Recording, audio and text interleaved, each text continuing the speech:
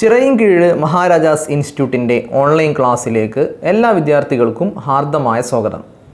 നമ്മൾ plus two സുവോളജിയിലെ second ചാപ്റ്ററായ റീപ്രൊഡക്റ്റീവ് ഹെൽത്ത് എന്ന ചാപ്റ്ററാണ് ഇപ്പോൾ ഡിസ്കസ് ചെയ്തുകൊണ്ടിരിക്കുന്നത്. ഈ ചാപ്റ്ററിൻ്റെ പ്രധാന ഭാഗമായ കോൺട്രസെപ്റ്റീവ് മെത്തേഡ്സ്, അതിൻ്റെ വ്യത്യസ്തങ്ങളായ രൂപങ്ങൾ എന്താണെന്നുള്ളത് നമ്മൾ കഴിഞ്ഞ ക്ലാസ്സുകളിൽ ഡീറ്റെയിൽ ആയിട്ട് വിശദീകരിച്ചിരുന്നു.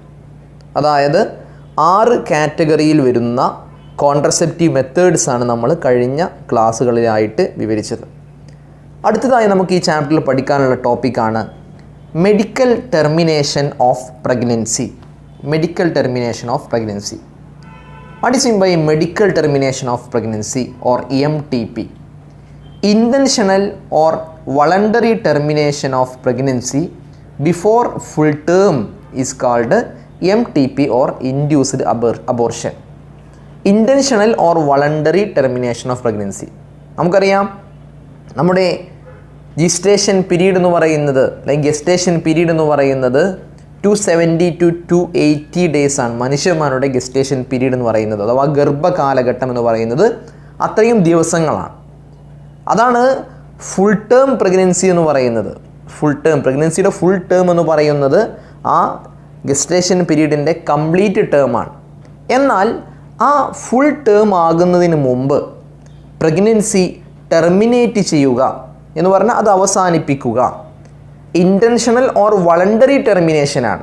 അറിഞ്ഞുകൊണ്ട് മനഃപൂർവ്വം നമ്മുടെ ഇഷ്ടത്തോടു കൂടെ പ്രഗ്നൻസി അവസാനിപ്പിക്കുന്ന അല്ലെങ്കിൽ അബോർട്ട് ചെയ്യുന്ന പ്രോസസ്സിനെയാണ് മെഡിക്കൽ ടെർമിനേഷൻ ഓഫ് പ്രഗ്നൻസി അല്ലെങ്കിൽ ഇൻഡ്യൂസ്ഡ് അബോർഷൻ എന്ന് വിളിക്കുന്നത്. അതല്ലാത്ത രൂപത്തിലുള്ള അബോർഷനുകൾ കേട്ടിട്ടുണ്ടാവും അല്ലേ? ചിലപ്പോൾ ഒക്കെ ആരോഗ്യ പ്രശ്നങ്ങൾ കൊണ്ട് അബോർഷൻ ഉണ്ടാവാറുണ്ട്. അതുപോലെ തന്നെ ചിലപ്പോൾ ബോഡി അധികമായിട്ട് വല്ല മൂവ്മെൻറ്റ് സംഭവിച്ചു കഴിഞ്ഞാൽ ചിലപ്പോൾ വീഴ്ചയും മറ്റൊക്കെ സംഭവിച്ചുകൊണ്ടെല്ലാം അബോർഷൻ ഉണ്ടാവാറുണ്ട്. അതൊന്നും അറിഞ്ഞുകൊണ്ടോ മനഃപൂർവ്വമോ ഉള്ള അബോർഷൻ അല്ല. എന്നാൽ മനഃപൂർവ്വം അബോർട്ട് ചെയ്യുന്ന പ്രോസസ്സിനെയാണ് നമ്മൾ MTP അല്ലെങ്കിൽ ഇൻഡ്യൂസ്ഡ് അബോർഷൻ എന്ന് വിളിക്കാറുള്ളത്. 45 to 50 million MTPs are performed in a year all over the world. That is 1/5 of total number of conceived pregnancy. ലോകത്തെ മൊത്തം കണക്കെടുത്ത് നോക്കിക്കഴിഞ്ഞാൽ 5 ആളുകൾ പ്രഗ്നൻ്റ് ആകുമ്പോൾ അതിൽ ഒരാൾ എന്ത് നടത്തുന്നുണ്ട്? MTP അഥവാ ഇൻഡ്യൂസ്ഡ് അബോർഷൻ നടത്തുന്നുണ്ട്. അതായത് ഒരു വർഷം ഏകദേശം 45 മുതൽ 50 മില്യൺ വരെ MTP ലോകത്തിൻ്റെ വ്യത്യസ്തങ്ങളായ ഭാഗങ്ങളിലായിട്ട് നടക്കുന്നുണ്ട്. MTP helps to decrease the population. ഈ MTP പോപ്പുലേഷൻ ഡിക്രീസ് ചെയ്യാൻ സഹായിക്കുന്നുണ്ട് അല്ലെങ്കിൽ അതിന് കാരണമാകുന്നുണ്ട്. Many countries have not legalised MTP due to emotional, ethical, religious and social issues. പല രാജ്യങ്ങളും ഈ MTP അത് അനുവദിക്കപ്പെട്ടിട്ടില്ല, നിയമപരമായി അത് അനുവദിക്കപ്പെട്ടില്ല അഥവാ ലീഗലൈസ് ചെയ്തിട്ടില്ല. എന്തുകൊണ്ടാണ് ലീഗലൈസ് ചെയ്യാത്തത്? ഒരുപാട് പ്രശ്നങ്ങളുണ്ട്. ഇമോഷണലായിട്ട് ഒരുപാട് പ്രോബ്ലംസ് ഉണ്ട്, എത്തിക്കലായിട്ട് ധാർമ്മികപരമായ ഒരുപാട് പ്രശ്നങ്ങളുണ്ട്, മതപരമായ റിലീജിയസ് ആയിട്ടുള്ള ഒരുപാട് പ്രശ്നങ്ങൾ, അതുപോലെ സാമൂഹിക പ്രശ്നങ്ങൾ, സോഷ്യൽ ഇഷ്യൂസ്, ഇങ്ങനെയൊക്കെ ഉള്ളത് കൊണ്ട് തന്നെ പല രാജ്യങ്ങളും ഈ ഒരു പ്രോസസ്സ് അഥവാ അബോർഷൻ നടത്തുക, അറിഞ്ഞുകൊണ്ടുള്ള അബോർഷൻ അഥവാ ഇൻഡ്യൂസ്ഡ് അബോർഷൻ MTP പല രാജ്യങ്ങളും ലീഗലൈസ് ചെയ്തിട്ടില്ല. എന്നാൽ government of India legalised MTP in 1971. എന്നാൽ ഗവൺമെൻറ് ഓഫ് ഇന്ത്യ ഈ MTP എന്ന് പറയുന്ന ഈ ഒരു പ്രോസസ്സ് 1971 അത് ലീഗലൈസ് ചെയ്തു. പക്ഷേ ലീഗലൈസ് ചെയ്യുമ്പോൾ നിയമവിധേയമാക്കുമ്പോൾ അതിന് ചില സ്ട്രിക്റ്റ് കണ്ടീഷൻസ് വെച്ചു. ഇത് some strict conditions to check illegal female foeticide. കാരണം ഇങ്ങനെ ഒരു MTPക്ക് അനുവാദം ലീഗലൈസ് ചെയ്യുമ്പോൾ പലപ്പോഴും അത് ഫീറ്റസിൻ്റെ എംബ്രിയോയുടെ സെക്സ് മനസ്സിലാക്കിയിട്ട് അത് ഫീമെയിൽ ഫീറ്റസ് ആണെങ്കിൽ ആ ഫീമെയിൽ ഫീറ്റസിനെ മാത്രം നശിപ്പിക്കുന്ന ഒരവസ്ഥയിലേക്ക് മാറാനുള്ള സാധ്യതയുണ്ട്. ആണ് ഫീമെയിൽ ഫീറ്റിസൈഡ് എന്ന് പറയുന്നത്. അതുകൊണ്ട് ആ ഫീമെയിൽ ഫീറ്റസിനെ മാത്രം നശിപ്പിക്കാനുള്ള ഒരു മാർഗമായി MTP സ്വീകരിക്കാൻ പാടില്ല. അതുകൊണ്ട് തന്നെ ഒരുപാട് സ്ട്രിക്റ്റ് കണ്ടീഷൻസ് വെച്ചുകൊണ്ട് തന്നെ ഈ MTP ഇന്ത്യയിൽ ലീഗലൈസ് ചെയ്തിട്ടുണ്ട് എന്ന് മനസ്സിലാക്കുക. എന്താണ് ഈ MTPയുടെ ഇമ്പോർട്ടൻസ്? എന്തിനു വേണ്ടിയാണ് ഇത് ചെയ്യുന്നത്? ഇതിൻ്റെ മെയിൻ ആവശ്യം എന്താണ്? അതിൻ്റെ മെയിൻ ആവശ്യകതയാണ്, ഇമ്പോർട്ടൻസ് ആണ്, പ്രാധാന്യമാണ് നമ്മൾ പറയുന്നത്. To avoid unwanted pregnancies due to casual intercourse or failure of the contraceptive used during coitus or rapes. അതായത് അൺവാണ്ടഡ് പ്രഗ്നൻസി ഒഴിവാക്കുക, ഉദ്ദേശിക്കാതെ പ്രഗ്നൻ്റ് ആയി കഴിഞ്ഞാൽ അത് ഒഴിവാക്കാൻ വേണ്ടി, ടു അവോയ്ഡ് അൺവാണ്ടഡ് പ്രഗ്നൻസി. അതെങ്ങനെയെല്ലാം ആയിരിക്കാം ഈ അൺവാണ്ടഡ് പ്രഗ്നൻസി സംഭവിക്കുന്നത്? Due to casual sexual intercourse, നോർമലായിട്ട് സാധാരണ രീതിയിലുള്ള സെക്ഷൽ ഇൻ്റർകോഴ്സിലൂടെ ആയിരിക്കാം.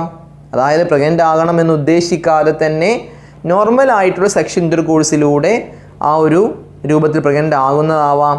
അല്ലെങ്കിലോ or failure of the contraceptive used during coitus, അല്ലെങ്കിൽ കോയിറ്റസിന് സമയത്ത് നമ്മൾ സെലക്ട് ചെയ്ത് നമ്മൾ ഉപയോഗിച്ച കോൺട്രസെപ്റ്റീവ് മെത്തേഡ് ഉണ്ടല്ലോ, വ്യത്യസ്തങ്ങളായ കോൺട്രസെപ്റ്റീവ് മെത്തേഡ്സ് നമ്മൾ പറഞ്ഞു. നമ്മൾ കോൺട്രസെപ്റ്റീവ് മെത്തേഡ് ഉപയോഗിച്ചെങ്കിലും ആ കോൺട്രസെപ്റ്റീവ് മെത്തേഡിൽ വന്നിട്ടുള്ള ഒരു ഫെയിലർ ആവാം, അതിൽ വന്നിട്ടുള്ള ഒരു പരാജയം, ആ യൂസ് ചെയ്തപ്പോഴുള്ളൊരു പ്രശ്നമായിരിക്കാം, പരാജയമായിരിക്കാം ചിലപ്പോൾ ഈ അൺവാണ്ടഡ് പ്രഗ്നൻ്റ് ആവാനുള്ള കാരണം. അല്ലെങ്കിൽ ഓർ റേപ്പിലൂടെ പ്രഗ്നൻ്റ് ആയതാവാം. അപ്പോൾ അത്തരത്തിൽ നോർമൽ ആയിട്ടുള്ള സെക്ഷൽ ഇൻ്റർകോഴ്സിലൂടെയോ അല്ലെങ്കിൽ കോൺട്രസെപ്റ്റീവ് മെത്തേഡ് ഫെയിലർ ആയതിലൂടെയോ റേപ്പിലൂടെയോ അൺവാണ്ടഡ് പ്രഗ്നൻ്റ് ആയിക്കഴിഞ്ഞാൽ, അൺവാണ്ടഡ് പ്രഗ്നൻസി ഉണ്ടായിക്കഴിഞ്ഞാൽ അത് റിമൂവ് ചെയ്യാനുള്ള, ഒഴിവാക്കാനുള്ള മാർഗമാണ് MTP എന്ന് പറയുന്നത്, അല്ലേ? റേപ്പിലൂടെ ഒരു ഫീമെയിൽ പ്രഗ്നൻ്റ് ആയിക്കഴിഞ്ഞാൽ പിന്നെ യാതൊരു മാർഗ്ഗമില്ല, അത് അബോർട്ട് ചെയ്യാന്നുള്ളതിനുള്ളൂ, അല്ലേ? അപ്പോൾ അബോർഷൻ തീരെ ചെയ്യാൻ പാടില്ല എന്ന് വന്നു കഴിഞ്ഞാൽ അവിടെ പ്രശ്നമാവുമല്ലോ. അപ്പോൾ അത്തരത്തിലൊക്കെ ഉള്ള അവസ്ഥകൾ ഉണ്ടാകുമ്പോൾ നമുക്ക് എന്ത് ചെയ്യാം? MTP ഉപയോഗപ്പെടുത്താം. It is essential in cases wear continuation of pregnancy could be harmful to the mother or to the fetus or both. ഇത് MTP ചിലപ്പോൾ വളരെ അത്യാവശ്യമായിട്ട് വരും ചില കേസുകളിൽ. എങ്ങനെ?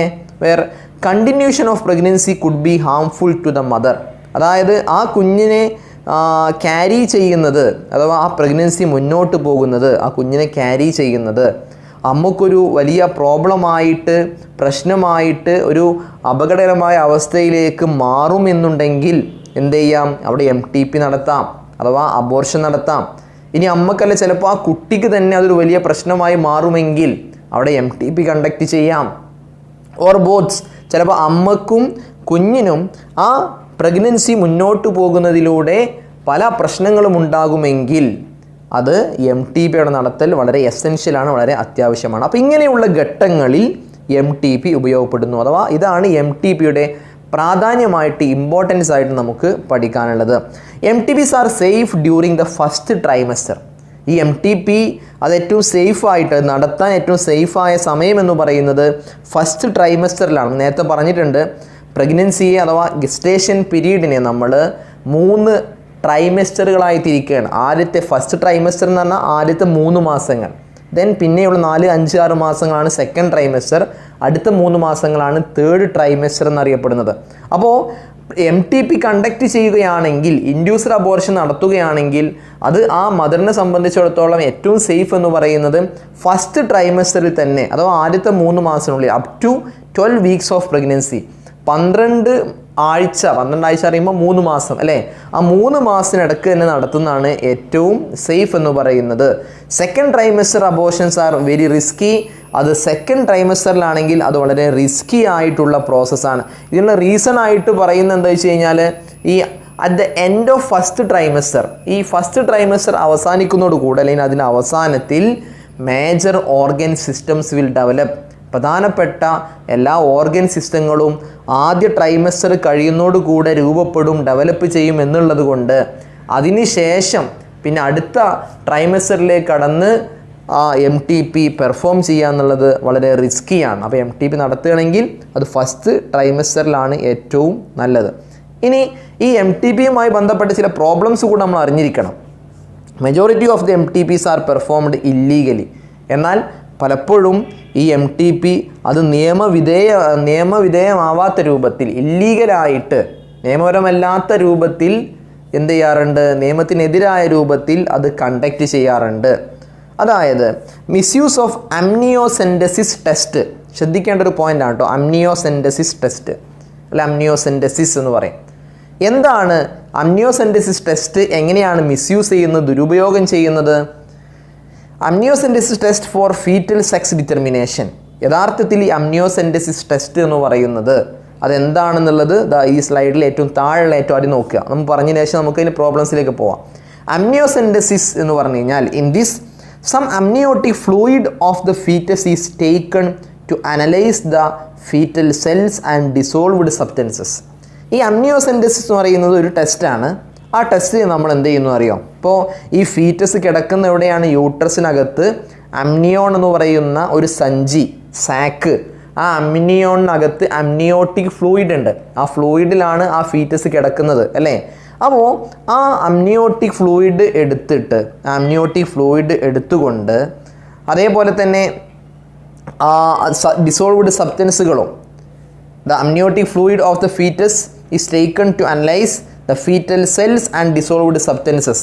ആ കുഞ്ഞിൻ്റെ ശരീരത്തിനോട് ചേർന്ന ഭാഗത്തുള്ള അമ്നിയോട്ടിക് ഫ്ലൂയിഡ് എടുത്തുകൊണ്ട് ആ ഫീറ്റൽ സെല്ലുകളും ഡിസോൾവ്ഡ് സബ്സ്റ്റൻസുകളും നമ്മൾ എടുക്കുന്നു.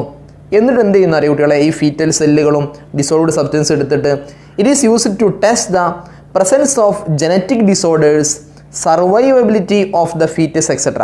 അതായത് ഈ കുഞ്ഞിന് വല്ല ജനറ്റിക് ഡിസോർഡേഴ്സും ഉണ്ടോ എന്നറിയുന്നതിന് വേണ്ടി, സർവൈവബിലിറ്റി ഓഫ് ദ ഫീറ്റസ്, ആ ഫീറ്റസിന് നിലനിൽക്കാൻ കഴിയുമോ എന്നൊക്കെയുള്ള സർവേ ചെയ്യാൻ കഴിയുമോ എന്നൊക്കെ അറിയാൻ വേണ്ടിയാണ് യഥാർത്ഥത്തിൽ അമ്നിയോസെൻറ്റസിസ് എന്ന ടെസ്റ്റ് നടത്താറുള്ളത്. അപ്പം അതിൻ്റെ ശരിയുള്ള വശം അതാണ്, അതിൻ്റെ നേർവശം എന്ന് പറയുന്നത് അതാണ്. അമ്നിയോസെൻറ്റസിസ് പറഞ്ഞാൽ ആ യൂട്രസിനകത്തുള്ള കുഞ്ഞിന് വല്ല ജനറ്റിക് ഡിസോർഡേഴ്സ് ഉണ്ടോ, വല്ല പ്രോബ്ലങ്ങളും ഉണ്ടോ എന്ന് അറിയാനുള്ള ടെസ്റ്റാണ് യഥാർത്ഥത്തിൽ അമ്നിയോസെൻറ്റസിസ് എന്ന് പറയുന്ന ടെസ്റ്റ്. പലപ്പോഴും എക്സാമിന് ചോദിക്കുന്നതാണ്, എൻട്രൻസ് ഭാഗത്തൊക്കെ ചോദിക്കുന്നതാണ് കേട്ടോ. എന്നാൽ ഈ അമ്നിയോസെൻറ്റസിസ് ഇന്ന് സെക്സ് ഡിറ്റർമിനേഷന് വേണ്ടി മിസ്യൂസ് ചെയ്യുന്നുണ്ട്. എങ്ങനെ? സെക്സ് ഡിറ്റർമിനേഷന് വേണ്ടി. കാരണം ഒരിക്കലും അമ്നിയോസെൻറ്റസിസ് എന്നുള്ളത് സെക്സ് ഡിറ്റർമിൻ ചെയ്യാനുള്ള ടെസ്റ്റ് അല്ല. എന്നാൽ ഇന്ന് ഈ അമ്നിയോസെൻറ്റസിസ് മിസ്യൂസ് ചെയ്ത് is used for foetal sex determination. അത് ഫീറ്റസിൻ്റെ സെക്സ് ഡിറ്റർമിനേഷന് വേണ്ടി മിസ്യൂസ് ചെയ്യുന്നു, ദുരുപയോഗം ചെയ്യുന്നു. If the foetus is female, ആ ഫീറ്റസ് ഫീമെയിൽ ആണെന്ന് മനസ്സിലായി കഴിഞ്ഞാൽ it is followed by MTP. അവിടെ MTP കണ്ടക്ട് ചെയ്യും. Such practices are dangerous for the young mother and foetus. ആ ഒരു പ്രോസസ്സ്, അതായത് സെക്സ് ഡിറ്റർമിൻ ചെയ്യുക, അമ്നിയോസെൻറ്റസിസ് ടെസ്റ്റ് മിസ്യൂസ് ചെയ്തുകൊണ്ട് സെക്സ് ഡിറ്റർമിൻ ചെയ്യാൻ വേണ്ടി ഉപയോഗപ്പെടുത്തിയിട്ട് പെൺകുട്ടിയാണെങ്കിൽ, ഫീമെയിൽ ഫീറ്റസ് ആണെങ്കിൽ ആ ഫീമെയിൽ ഫീറ്റസിനെ കൊല്ലുന്ന ഒരു അവസ്ഥയിലേക്ക് മാറുന്നുണ്ട്. അത് ഇല്ലീഗലായിട്ട് ഇന്ന് ഉപയോഗപ്പെടുത്തുന്നുണ്ട്. എന്തായാലും അമ്നിയോസെൻറ്റസിസ് എന്ന ടെസ്റ്റ് ഇന്ന് നമ്മുടെ നാട്ടിൽ എന്ത് ചെയ്യുന്നുണ്ട്? അത് ബാൻ ചെയ്തിട്ടുണ്ട്, അമ്നിയോസെൻറ്റസിസ് എന്ന് പറയുന്ന ടെസ്റ്റ്. കാരണം അതിൻ്റെ യഥാർത്ഥ വശത്തിനപ്പുറം അത് ഈ ഫീമെയിൽ ഫീറ്റസിനെ കൊല്ലാനുള്ള ഒരു കാരണമായി മാറുന്നുണ്ട്. അപ്പോൾ ചോദിച്ചിരുന്ന എക്സാമിന് why amniocentesis is banned in our country? എന്തുകൊണ്ടാണ് നമ്മുടെ രാജ്യത്ത് അമ്നിയോസെൻറ്റസിസ് ബാൻ ചെയ്തിട്ടുള്ളത്? MTP അല്ല കേട്ടോ, MTP വേറെയാണ്, അമ്നിയോസെൻറ്റസിസ് വേറെയാണ്. അപ്പോൾ എന്തുകൊണ്ട് അമ്നിയോസെൻറ്റസിസ് ബാൻ ചെയ്തു? അമ്നിയോസെൻറ്റസിസ് ബാൻ ചെയ്യുന്നത് it may lead in to female foeticide, അത് ഫീമെയിൽ ഫീറ്റസിനെ കൊല്ലാനുള്ള കാരണമായി മാറുന്നു.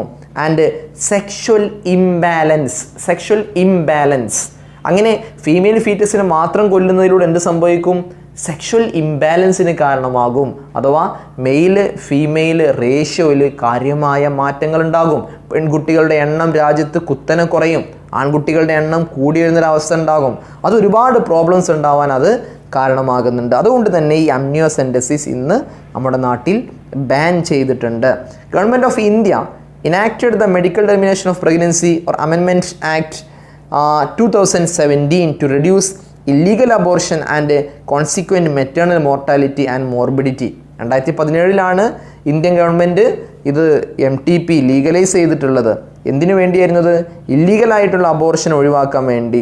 അതിലൂടെ ചിലപ്പോൾ അത് മെറ്റേണൽ മോർബിഡിറ്റിക്ക് കാരണമാകുന്നുണ്ട്. മെറ്റേണൽ മോർട്ടാലിറ്റിക്ക് അറിയാമല്ലോ, അമ്മമാരുടെ മരണനിരക്ക്, അമ്മമാർ മരിച്ചു പോകാനൊക്കെ പലപ്പോഴും ഈ ഇല്ലീഗലായിട്ടുള്ള MTP എന്ന് പറയുന്ന പ്രോസസ്സ് കാരണമായതുകൊണ്ട് ഇത് ലീഗലൈസ് ചെയ്തു. According to this act a pregnancy may be terminated within the first 12 weeks on the opinion of a registered medical practitioner. ഇന്ന് MTP ലീഗലി ആയിട്ട് ചെയ്യണമെന്നുണ്ടെങ്കിൽ ഒരു മെഡിക്കൽ പ്രാക്ടീഷണറിൻ്റെ ആ രജിസ്റ്റേർഡ് ആയിട്ടുള്ള മെഡിക്കൽ പ്രാക്ടീഷണർ അയാളുടെ അഭിപ്രായം നോക്കിയിട്ട് ആദ്യത്തെ 12 ആഴ്ചക്കുള്ളിൽ അഥവാ 3 മാസത്തിനുള്ളിൽ തന്നെ എന്ത് ചെയ്യണം? 3 മാസത്തിനകം തന്നെ MTP കണ്ടക്ട് ചെയ്യണം. If the pregnancy is between 12 to 24 weeks 2 registered medical practitioners must be of the opinion. ഇതിൻ്റെയൊക്കെ സ്ട്രിക്റ്റ് കണ്ടീഷൻ നമ്മൾ നേരത്തെ പറഞ്ഞല്ലോ. MTP ലീഗലൈസ് ചെയ്യുമ്പോൾ ഒരുപാട് സ്ട്രിക്റ്റ് കണ്ടീഷൻ വെച്ചിട്ടാണ് MTP ലീഗലൈസ് ചെയ്തിട്ടുള്ള നിയമവിധേയമാക്കിയിട്ടുള്ളത്. അപ്പോൾ 3 മാസത്തിനുള്ളിലാണെങ്കിൽ ഒരു മെഡിക്കൽ പ്രാക്ടീഷണറിന് ഒപ്പീനിയൻ ഉണ്ടെങ്കിൽ മാത്രമേ നടത്താൻ പാടുള്ളൂ. ഇനി അതിലും കൂടുതലാവണമെങ്കിൽ അഥവാ സെക്കൻഡ് ട്രൈമസ്റ്ററിലേക്ക് കടന്നിട്ടുണ്ട് എങ്കിൽ 2 മെഡിക്കൽ പ്രാക്ടീഷണേഴ്സിൻ്റെ ഒപ്പീനിയൻ ഉണ്ടെങ്കിൽ മാത്രമേ MTP കണ്ടക്ട് ചെയ്യാൻ പാടുള്ളൂ. ഇതാണ് MTPയെ സംബന്ധിച്ച് അറിഞ്ഞിരിക്കുന്നത്. അപ്പോൾ അവിടെ ഇമ്പോർട്ടൻ്റ് ആയതുള്ളത് ആ ഇമ്പോർട്ടൻസ് ഓഫ് MTP എന്താണെന്ന് നോക്കുക. അതുപോലെ അമ്നിയോസെൻറ്റസിസ് എന്ന ടെസ്റ്റിൻ്റെ യഥാർത്ഥ ഉദ്ദേശവും എന്താണ് ഇന്ന് അമ്നിയോസെൻറ്റസിസ് എങ്ങനെയാണ് മിസ്യൂസ് ചെയ്യുന്നത് എന്നുള്ളതും അമ്നിയോസെൻറ്റസിസ് എന്തുകൊണ്ട് നമ്മുടെ നാട്ടിൽ ബാൻ ചെയ്തു എന്നുള്ളതുമാണ് ആ ഭാഗത്തുനിന്ന് പലപ്പോഴും എക്സാമിന് വരാറുള്ളത്. ഓക്കെ, ഇനി അടുത്തതായി നമ്മൾ സെക്ഷുവലി ട്രാൻസ്മിറ്റഡ് ഡിസീസിലേക്ക് കടക്കുകയാണ്. സെക്ഷുവലി ട്രാൻസ്മിറ്റഡ് ഡിസീസസ്, ആ പേര് തന്നെ ഉണ്ട്. ദീസ് ആർ ദ ഡിസീസസ് അല്ലെ, ഡിസീസസ് ആണ്, ട്രാൻസ്മിറ്റിംഗ് ഡിസീസസ് ആണ്, സെക്സിലൂടെ ട്രാൻസ്മിറ്റ് ചെയ്യുന്നവയാണ്. Anyway, sexually transmitted diseases or STDs, these are the diseases transmitted through sexual intercourse are called sexually transmitted diseases. ഈ സെക്ഷുവലി ട്രാൻസ്മിറ്റഡ് ഡിസീസുകൾക്ക് ഡിസീസ് ഓർ ഇൻഫെക്ഷൻസ് എന്നും പറയാറുണ്ട്. Sexually transmitted diseases അല്ലെങ്കിൽ sexually transmitted infections എന്നും പറയാറുണ്ട്. Anyway STD എന്നാണ് ഷോർട്ടാക്കി പറയാറുള്ളത്. ഇതിന് വേറെയും പേരുകളുണ്ട് കേട്ടോ. വെനറിയൽ ഡിസീസസ് എന്ന് വിളിക്കാറുണ്ട്. VD, പരീക്ഷ എപ്പോഴും എക്സ്പാൻഡ് ചെയ്യാൻ ചോദിക്കുന്ന കൂടുതൽ VD ഒക്കെ വരാറുണ്ട്. Venereal diseases or reproductive tract infections or RTI. Sexually transmitted ഡിസീസുകൾ വിളിക്കുന്ന മറ്റൊരു പേരാണ് reproductive tract infections or RTI. ഇത്തരത്തിൽ സെക്സിലൂടെ ട്രാൻസ്മിറ്റ് ചെയ്യുന്ന ഡിസീസുകൾക്ക് എക്സാമ്പിളുകളാണ്. എക്സാമ്പിൾ പഠിക്കുമ്പോൾ ഞാനൊരു ഓർഡർ ആദ്യം തന്നെ പറഞ്ഞുതരാം. ആ ഓർഡർ തന്നെ എപ്പോഴും പഠിക്കുക. അതായത് ഒന്നാമത്തേത് എപ്പോഴും എയ്ഡ്സ് പഠിക്കുക, എയ്ഡ്സ്. രണ്ടാമതായി നിങ്ങൾ പഠിക്കേണ്ടത് ഹെപ്പറ്റൈറ്റിസ് B ആണ്. AIDS, hepatitis B. മൂന്നാമത്തേത് genital herpes, genital herpes. Okay, ഈ 3 പഠിച്ചതിന് ശേഷം പിന്നെ നിങ്ങൾക്ക് ബാക്കി എന്തും ഓർഡർ പിന്നെയുള്ള ഓർഡർ വിഷയമല്ല. ഞാൻ ഈ പറഞ്ഞത് ഒരു എളുപ്പത്തിന് വേണ്ടി, എളുപ്പം എന്താണെന്ന് അടുത്ത കാര്യം പറയുമ്പോൾ അവിടെ പറയാം. അതായത് എയ്ഡ്സ്, ഹെപ്പറ്റൈറ്റിസ് B, അതുപോലെ ജെനൈറ്റൽ ഹെർപ്പിസ്. ജെനൈറ്റൽ ഹെർപ്പിസ് പഠിച്ചത് കൊണ്ട് തന്നെ അടുത്ത് ജെനൈറ്റൽ തുടങ്ങുന്ന അടുത്ത പേര് പഠിച്ചോളൂ, ജെനൈറ്റൽ വാർഡ്സ്. പിന്നെ എന്തൊക്കെയുണ്ട്? Gonorrhoea, syphilis, chlamydiasis, trichomoniasis. അപ്പോൾ എന്തൊക്കെയാണ് ഒന്നുകൂടി പറയട്ടെ. എയ്ഡ്സ് ഓർ HIV, രണ്ടും സെയിം ആട്ടോ, AIDS or HIV. Hepatitis B, genital herpes, genital warts, gonorrhoea, syphilis, chlamydiasis, trichomoniasis. These are different examples for sexually transmitted diseases. Okay, അപ്പോൾ sexual transmitted ഡിസീസിന് example ഓർക്കുക. ഇനി ഇതിൽ ഈ പറഞ്ഞ എക്സാമ്പിളുകളിൽ ഒന്നാമത്തെ കാര്യം പറയാനുള്ളത് എയ്ഡ്സ് ആൻഡ് ഹെപ്പറ്റൈറ്റിസ് B അല്ലെങ്കിൽ HIV and hepatitis B, they are also transmitted. ഇത് സെക്സിലൂടെ മാത്രമല്ല, അതല്ലാതെയും ട്രാൻസ്മിറ്റ് ചെയ്യാറുണ്ട്. എങ്ങനെയൊക്കെ? By sharing of injection needles. Injection needles share ചെയ്യുന്നതിലൂടെ, നിങ്ങൾ ചെറിയ ക്ലാസ്സുകളിൽ പഠിച്ചതാണ്. ഈ പറഞ്ഞ 2 ഡിസീസ്, എയ്ഡ്സോ അല്ലെങ്കിൽ HIV ഹെപ്പറ്റൈറ്റിസ് B ഉള്ള ഒരാളെ ഇഞ്ചക്ട് ചെയ്യാൻ ഉപയോഗിച്ച നീഡിൽ അല്ലെങ്കിൽ സിറിഞ്ച്, ആ സിറിഞ്ച് സ്റ്റെറിലൈസ് ചെയ്യാതെ, അണുവിമുക്തമാക്കാതെ, അല്ലെങ്കിൽ അവരെ സർജറി ചെയ്യാൻ വേണ്ടി ഉപയോഗിച്ച സർജിക്കൽ ഇൻസ്ട്രുമെൻറ്റ്സ്, ആ സർജിക്കൽ ഇൻസ്ട്രുമെൻറ്റ്സ് അതല്ലെങ്കിൽ ഇഞ്ചക്ഷൻ നീഡിൽസ് അത് സ്റ്റെറിലൈസ് ചെയ്യാതെ ഷെയർ ചെയ്ത് കഴിഞ്ഞാൽ അടുത്ത ആളെയും ഇഞ്ചക്റ്റ് ചെയ്യാൻ അല്ലെങ്കിൽ സർജറി ചെയ്യാൻ വേണ്ടി ഇവ ഉപയോഗിച്ച് കഴിഞ്ഞാൽ അതിലൂടെ ഈ HIV അതുപോലെ ഹെപ്പറ്റൈറ്റിസ് B ഒക്കെ ട്രാൻസ്മിറ്റ് ചെയ്യാറുണ്ട്. സെക്സിലൂടെ മാത്രമല്ല ഇവ ട്രാൻസ്മിറ്റ് ചെയ്യാം. Then by transfusion of blood ട്രാൻസ്ഫ്യൂഷനിലൂടെയും ഇവ ട്രാൻസ്മിറ്റ് ചെയ്യാറുണ്ട്. ബ്ലഡ് ട്രാൻസ്ഫ്യൂഷനിലൂടെയും ട്രാൻസ്മിറ്റ് ചെയ്യാറുണ്ട്. നമുക്കറിയാം, ഒരു അപകടഘട്ടമുണ്ടായി, ബോഡിയിൽ നിന്ന് ധാരാളം ബ്ലഡ് നഷ്ടപ്പെട്ട് കഴിഞ്ഞാൽ നമ്മൾ എന്ത് ചെയ്യും? മറ്റൊരാളുടെ ബ്ലഡ് സ്വീകരിക്കും. ആ ബ്ലഡ് സ്വീകരിക്കുമ്പോൾ വേണ്ടത്ര പരിശോധന ഇല്ലാതെയാണ് നമ്മൾ ബ്ലഡ് സ്വീകരിച്ചെങ്കിൽ അയാൾക്ക് ഹെപ്പറ്റൈറ്റിസ് B HIV ഉണ്ടെങ്കിൽ അത് അടുത്ത ആളിലേക്കും എന്ത് ചെയ്യും? ട്രാൻസ്മിറ്റ് ചെയ്യുന്നു. From infected mother to foetus. മാത്രമല്ല ഒരു ആ മദർ ഇൻഫെക്റ്റഡ് ആണ് എങ്കിൽ, അഥവാ ഹെപ്പറ്റൈറ്റിസ് B HIV ഉള്ളൊരു മദറാണെന്നുണ്ടെങ്കിൽ അവർക്കുണ്ടാകുന്ന കുഞ്ഞിന് ഫീറ്റസിലേക്കും ഈ ഡിസീസ് ട്രാൻസ്മിറ്റ് ചെയ്യാറുണ്ട്. അപ്പോൾ സെക്സിലൂടെ പകരും മാത്രമല്ല, സെക്സ് അല്ലാത്ത ഈ 2 രൂപത്തിലും ഈ 3 രൂപങ്ങളിലും കൂടി ഏത് പകരാറുണ്ട്? എയ്ഡ്സും ഹെപ്പറ്റൈറ്റിസ് ബിയും. ഞാൻ പറഞ്ഞ 2 എക്സാമ്പിളുകൾ, ആദ്യം പറഞ്ഞ 2 എക്സാമ്പിൾ. ഓക്കെ, എയ്ഡ്സും ഹെപ്പറ്റൈറ്റിസ് ബിയും സെക്സിലൂടെ അല്ലാതെ ഈ 3 മാർഗങ്ങളിലും കൂടി പകരാറുണ്ട്. ഇനി ഞാൻ അടുത്ത് പറഞ്ഞ എക്സാമ്പിൾ എന്തായിരുന്നു? മൂന്നാമത്തെ എക്സാമ്പിൾ ജെനൈറ്റൽ ഹെർപ്പിസ് അല്ലേ. എന്തിനാണ് ഞാൻ ജെനൈറ്റൽ ഹെർപ്പിസ് അടുത്ത് പറഞ്ഞറിയോ? ഈ ഓർഡറിലേക്ക് വീണ്ടും വരാം. അഥവാ ആദ്യം AIDS or HIV, hepatitis B, genital herpes, ഈ 3 ഡിസീസുകളുണ്ടല്ലോ. ഇതൊഴികെ മറ്റെല്ലാ സെക്ഷുവലി ട്രാൻസ്മിറ്റഡ് ഡിസീസുകളും ദാറ്റ് ക്യാൻ ബി ക്യൂവേർഡ്, അത് നമുക്ക് ക്യൂർ ചെയ്യാം, ക്യൂറബിൾ ആണ്, അത് ചികിത്സിച്ച് ഭേദമാക്കാൻ കഴിയുന്നതാണ്. Except AIDS, hepatitis B and genital herpes, other diseases are completely curable. മറ്റ് ഡിസീസുകൾ പൂർണ്ണമായും ഭേദമാക്കാം. എങ്ങനെയാണെങ്കിൽ if detected early and treated properly. നേരത്തെ ആ ഡിസീസിൻ്റെ ആദ്യ സ്റ്റേജ് തന്നെ, പ്രൈമറി സ്റ്റേജ് തന്നെ ആ ഡിസീസ് കണ്ടെത്തിയിട്ട് കൃത്യമായ ചികിത്സ കൊടുക്കുകയാണെങ്കിൽ, അതാണ് ട്രീറ്റഡ് പ്രോപ്പർലി എന്ന് പറയുന്നത്. കൃത്യമായ ചികിത്സ കൊടുക്കുകയാണെങ്കിൽ എന്ത് ചെയ്യാം? അത് കൃത്യമായി ട്രീറ്റ് ചെയ്യാം. അതായത് ഈ 3 ഡിസീസുകൾ അതിന് കഴിയൂല എന്നർത്ഥം. ഏത് 3 ഡിസീസുകൾ? അതായത് ആദ്യം പഠിച്ച 3 എക്സാമ്പിളുകൾ എന്ന് പറഞ്ഞാൽ ഏതൊക്കെയാണ്? AIDS, hepatitis B, genital herpes ഒഴികെ ബാക്കിയുള്ള ഡിസീസുകൾ അത് കൃത്യമായിട്ട് നമുക്ക് ക്യൂർ ചെയ്ത് ഭേദമാക്കാവുന്നതാണ്. എന്നാൽ ഈ 3 ഡിസീസുകൾ ഭേദമാക്കാൻ കഴിയൂല എന്നതിൻ്റെ അർത്ഥം എന്താ? മരണത്തിന് കീഴടങ്ങല്ലാതെ വേറെ മാർഗം ഒന്നും തന്നെ ഇല്ല എന്നാണ് അതിലൂടെ മനസ്സിലാക്കേണ്ടത്. ഇതാണ് സെക്ഷലി ട്രാൻസ്മിറ്റ് ഡിസീസുകൾക്ക് എക്സാമ്പിളും അതിൽപ്പെട്ട ഈ 3 ആളുകളുടെ പ്രത്യേകതയും മനസ്സിലാക്കേണ്ടത്. ദെൻ അത് കഴിഞ്ഞാൽ പിന്നെ നമുക്ക് ഇതിൻ്റെ സിംറ്റംസ് ആണ് പഠിക്കാനുള്ളത്. സിംറ്റംസ് പഠിക്കുമ്പോൾ 2 തരം സിംറ്റംസ് ഉണ്ട്. ഒന്ന് ഏർലി സിംറ്റംസ് ആണ്, അഥവാ STDs പെട്ട ഏതെങ്കിലും ഡിസീസ് വന്നു കഴിഞ്ഞാൽ അതിൻ്റെ ആദ്യ ഘട്ടത്തിൽ ഉണ്ടാകുന്ന സിംറ്റംസ്. ഒന്നാമത്തെ ഇച്ചിങ്. എന്താണ് ഇച്ചിങ്? ചൊറിച്ചിൽ അനുഭവപ്പെടും. ഫ്ലൂയിഡ് ഡിസ്ചാർജ്, ഒരു ഫ്ലൂയിഡ് ഇങ്ങനെ അവിടുന്ന് ഒലിച്ചുകൊണ്ടേയിരിക്കും. സ്ലൈറ്റ് പെയിൻ, ചെറിയ വേദന ഉണ്ടാവും. സ്വെല്ലിങ്, വീക്കം സംഭവിക്കും. എവിടെയാണ് ഇതൊക്കെ സംഭവിക്കുന്നത്? ഇൻ ജെനൈറ്റൽ റീജിയൻ്റെ ഭാഗത്ത്. നേരത്തെ പറഞ്ഞ എക്സ്റ്റേണൽ ജെനൈറ്റാലിയ എന്നൊക്കെ പറഞ്ഞ് പഠിച്ചിരുന്നല്ലോ. ആ ഭാഗത്ത്, ജെനൈറ്റൽ ഓർഗൻസിൻ്റെ ഭാഗത്താണ് ഇച്ചിങ്ങും ഫ്ലൂയിഡ് ഡിസ്ചാർജും സ്ലൈറ്റ് പെയിനും സ്വെല്ലിങ്സും ഒക്കെ സംഭവിക്കുന്നത്. Absence or less significant early symptoms and the social stigma deter the infected person to consult a doctor. ഇങ്ങനെയുള്ള സിംറ്റംസ് ഒക്കെ ഉണ്ടായിക്കഴിഞ്ഞാൽ എന്ത് ചെയ്യണം? നമ്മൾ ഡോക്ടറെ എന്തായാലും കാണിക്കണം. ഈ ഒരു ഏർലി സിംറ്റംസ് പഠിക്കാം. ഈ itching, fluid discharge, slight pain, swelling in genital region, ഇതാണ് ഏർലി സിംറ്റം. ഇനി ഇതിൻ്റെ ലേറ്റർ സിംറ്റത്തിലേക്ക് കടക്കുക കേട്ടോ. This leads in to complications such as എന്ന് പറയുമ്പോൾ തുടങ്ങുന്നത് ഇതിൻ്റെ ലേറ്റർ സിംറ്റംസ് ആണ്. അതായത് ഈ രോഗം വന്ന് ആദ്യഘട്ടത്തിൽ തന്നെ ചികിത്സിച്ചിട്ടില്ല എങ്കിൽ അവസാന ഘട്ടമാകുമ്പോഴേക്കും എന്തൊക്കെ സംഭവിക്കും? ഒന്നാമത്തത് പെൽവിക് ഇൻഫ്ലമേറ്ററി ഡിസീസസ് അഥവാ PID, ഫുൾ ഫോം പഠിക്കണം കേട്ടോ. PID, pelvic inflammatory diseases.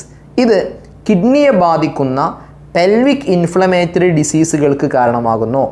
അതുപോലെ it may lead in to abortion ആവാം. അഥവാ അമ്മ പ്രഗ്നൻ്റ് ആയ സമയത്ത് ഈ ഡിസീസുകൾ ഏതെങ്കിലും ഉണ്ടെങ്കിൽ അതിന് ലേറ്റർ സ്റ്റേജ് ആകുമ്പോഴേക്കും ഒരു പക്ഷേ ആ ഫുൾ ടേം ഗസ്റ്റേഷന് പകരം, അതായത് ആ പ്രഗ്നൻസി കംപ്ലീറ്റ് ആകുന്നതിന് മുമ്പ് തന്നെ അബോർഷൻ സംഭവിക്കാം, സ്റ്റിൽ ബർത്ത് സംഭവിക്കാം.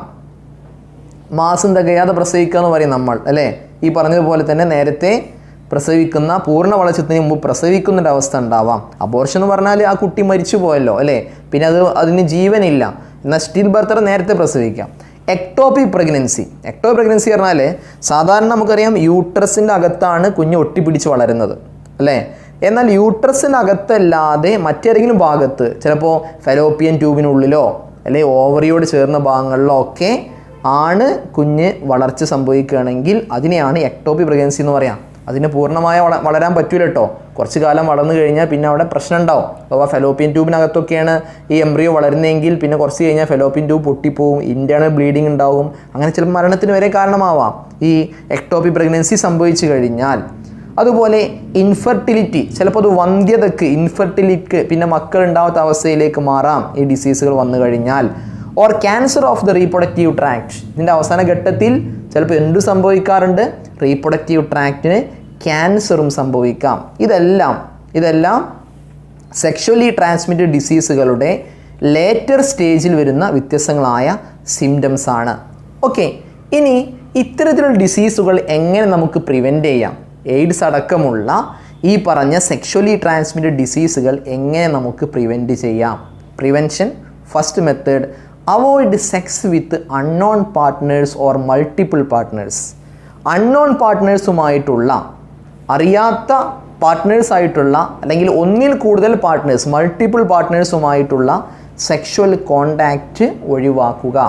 Second one, always use condoms during coitus. കോയിറ്റസിൻ്റെ സമയത്ത് അഥവാ മെയ്റ്റിങ്ങിൻ്റെ അഥവാ സെക്ഷുവൽ ഇൻ്റർകോഴ്സിൻ്റെ സമയങ്ങളിലെല്ലാം എന്ത് ചെയ്യുക?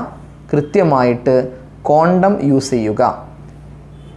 Third method of prevention is in case of doubt. ഇനി നമുക്ക് ഡൗട്ട് ഫീൽ ചെയ്യാൻ, അതായത് നമ്മളിങ്ങനെ സെക്സിൽ ഏർപ്പെട്ട് കഴിഞ്ഞു, വല്ല ഡിസീസുകളും വന്നിട്ടുണ്ടോ എന്നൊരു സംശയം തോന്നുകയാണെങ്കിൽ go to a qualified doctor. ഒരു ക്വാളിഫൈഡ് ആയിട്ടുള്ള യോഗ്യതയുള്ള ഡോക്ടറെ കാണുക. മുറിവൈദ്യന്മാരെ കാണാൻ പാടില്ല, ക്വാളിഫൈഡ് ആയ ഡോക്ടറെ കാണുക. എന്തിനു വേണ്ടി ഡോക്ടറെ കാണുന്നത്? For early detection. നേരത്തെ തിരിച്ചറിയുകയാണെങ്കിൽ നമുക്ക് നേരത്തെ പറഞ്ഞ 3 ഡിസീസ് അല്ലാന്നുണ്ടെങ്കിൽ, അതാ AIDS, hepatitis B, genetic herpes അല്ലാത്ത മറ്റേതെങ്കിലും STD ആണെങ്കിൽ, സെക്ഷൽ ട്രാൻസ്മിറ്റഡ് ഡിസീസ് ആണെങ്കിൽ നമുക്ക് എന്ത് ചെയ്യാം? നമ്മൾ നേരത്തെ തിരിച്ചറിഞ്ഞു കഴിഞ്ഞാൽ ഗെറ്റ് കംപ്ലീറ്റ് ട്രീറ്റ്മെൻറ്റ്, കൃത്യമായ പൂർണ്ണമായ ട്രീറ്റ്മെൻറ്റിലൂടെ നമുക്ക് എന്ത് ചെയ്യാം? അത് പരിഹരിക്കാൻ, ഭേദമാക്കാൻ കഴിയും. ഓക്കെ, അപ്പോൾ ഈ 3 മാർഗ്ഗങ്ങൾ ഒരുപാട് തവണ എക്സാമിന് ചോദിച്ചതാണ് കേട്ടോ. മെത്തേഡ്സ് അല്ലെങ്കിൽ precautions to be taken to prevent STDs prevent ചെയ്യാനുള്ള പ്രിക്വേഷൻസ് എന്തൊക്കെയാണ്, അത് തടയാനുള്ള വ്യത്യസ്തങ്ങളായ മെത്തേഡുകൾ എന്തൊക്കെയാണ് എന്ന് പല തവണ എക്സാമിന് ചോദിച്ചിട്ടുണ്ട്. അതുകൊണ്ട് ഈ 3 പോയിന്റുകൾ കൃത്യമായിട്ട് പഠിച്ചു വെക്കുക. ഇതാണ് STDസിനെ സംബന്ധിച്ച് നമുക്ക് പഠിക്കാനുള്ളത്. ഓക്കെ, വളരെ പ്രധാനപ്പെട്ട ഒരു ടോപ്പിക്കാണ് ഈ STDs അഥവാ സെക്ഷുവലി ട്രാൻസ്മിറ്റഡ് ഡിസീസുകൾ. അവസാനമായിട്ട് നമുക്ക് ഈ ചാപ്റ്ററിൽ പഠിക്കാനുള്ളത് ഇൻഫെർട്ടിലിറ്റി എന്ന് പറയുന്ന ടോപ്പിക്കാണ്. നമുക്ക് തൊട്ടടുത്ത ക്ലാസ്സിൽ പഠിക്കാം. കൃത്യമായിട്ട് ഈ സ്ലൈഡിലുള്ള പോയിന്റുകൾ, നോട്ട്സ് നിങ്ങൾ രേഖപ്പെടുത്തുക, പഠിക്കുക.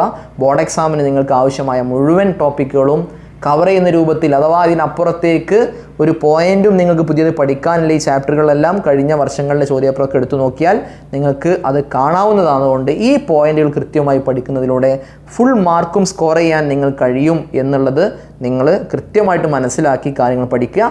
എല്ലാവർക്കും നല്ലൊരു വിജയം ആശംസിച്ചുകൊണ്ട് നിർത്തുന്നു. നന്ദി.